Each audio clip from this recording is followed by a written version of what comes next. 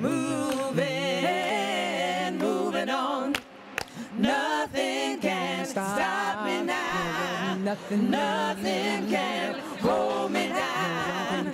No one can keep me back 'cause we're moving. Our vision is simple. This should be the first generation in history in which every child, girl or boy, rich or poor, is able to go to school and attain a quality education. But despite the important gains we've made, this new film serves as a powerful reminder that far too many children, and especially far too many girls, are still unable to go to school. Too many girls are prevented from making their own choices. Too many girls are denied the chance to determine their own futures. This must change. We still have 61 million children who are out of school. Our target by 2015 is that to bring all these 61 million boys and girls to get at least a primary education. We will create an unstoppable force of change and progress. Let us make this world better for all, particularly for girls and women. And I thank you very much for your commitment. Thank you. And a woman who I don't think anybody can question her credentials when it comes to championing gender equity is Justine Greening. So Justine, please.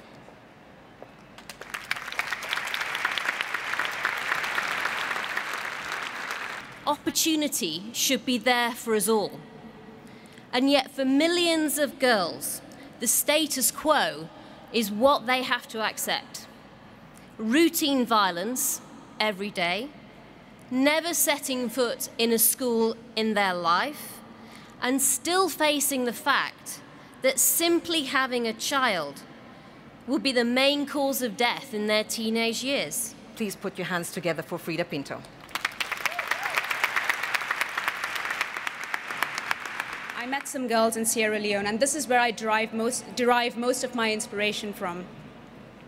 These girls face tremendous odds: child marriage, forced or self-imposed prostitution to make ends meet, denial of education, and the shocking female genital mutilation that is unfortunately embedded in tradition. For some of these girls, staying in school was a challenge, not because they did not want to learn, but because the long walk to school itself can be quite dangerous. They might be abducted, molested, or raped.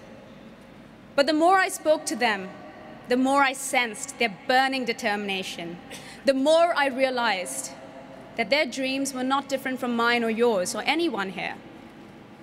They dreamt of becoming journalists, doctors, politicians, world leaders. I feel very privileged to introduce to all of you a remarkable young woman who became my hero today.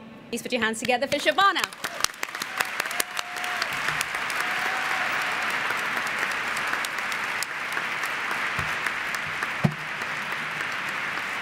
Thank you, Freida. It's wonderful to be part of a team with such a committed advocate. Good evening. I'm one of the lucky 6%, an Afghan woman who has made it beyond high school. But I'm educated because my family defied the Taliban regime who banned education for girls. For 6 years, I dressed as a boy and slipped off to a secret school.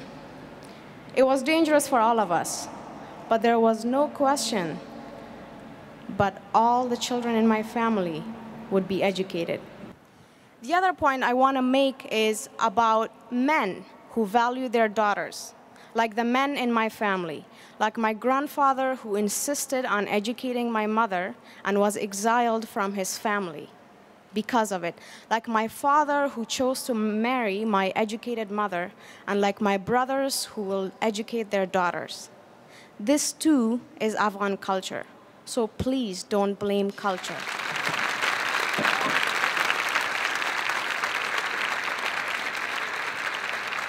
Educating girls works. So to be here tonight is a great, great privilege. And Dr. Kim asked you to think about while you watch the film, what can you do? What can your role be in this movement? What can you do as a result of tonight's event? And what I would like to ask all of you to do is to bring Girl Rising to your country. Use the stories of the 9 girls that you're about to meet tonight to change the minds of your presidents, your fellow ministers, your nonprofit leaders, your girls, your boys, your men, and your women. I will read, I will study, I will learn. If you try to stop me, I will just try harder. If you stop me, there will be other girls who rise up and take my place. I am change.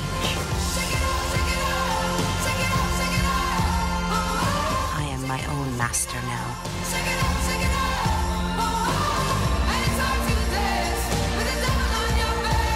I feel as though I have power. Now there's nothing to stop me. I feel I can do anything.